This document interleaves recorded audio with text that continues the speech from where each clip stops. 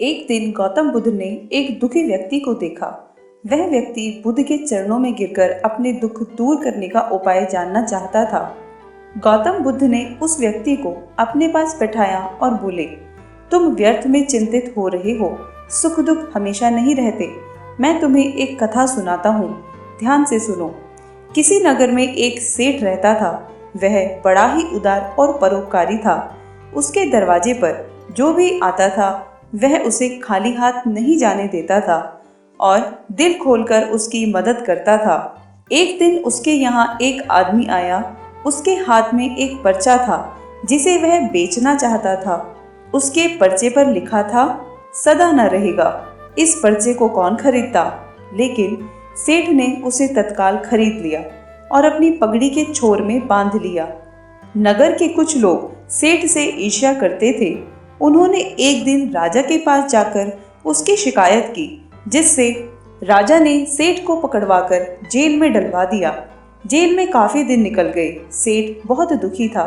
क्या करे, उसकी समझ में कुछ भी नहीं आ रहा था। एक दिन अकस्मात सेठ का हाथ पगड़ी की गांठ पर पड़ा। उसने गांठ को खोलकर पर्चा निकाला और उसे पढ़ा। पढ़ते हुए उसकी आंखें खुल गईं। उसने मन ही मन कहा, अरे तो दुख की क्या बात है। जब सुख के दिन सदा न रहे तो दुख के दिन भी सदा न रहेंगे। इस विचार के आते ही वह जोर से हंस पड़ा और बहुत देर तक हंसता रहा। जब चौकीदार ने उसकी हंसी सुनी तो उसे लगा सेठ मारे दुख के पागल हो गया है।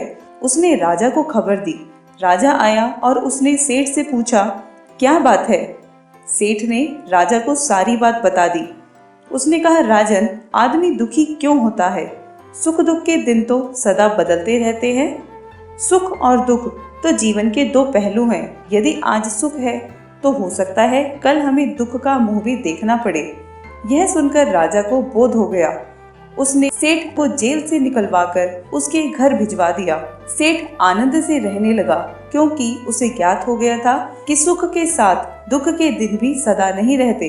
बुद्ध के मुख से यह कथा सुनकर उस व्यक्ति के मन का बोझ हल्का हो गया। उसने बुद्ध का आशीर्वाद लिया और अपने घर की ओर चल पड़ा।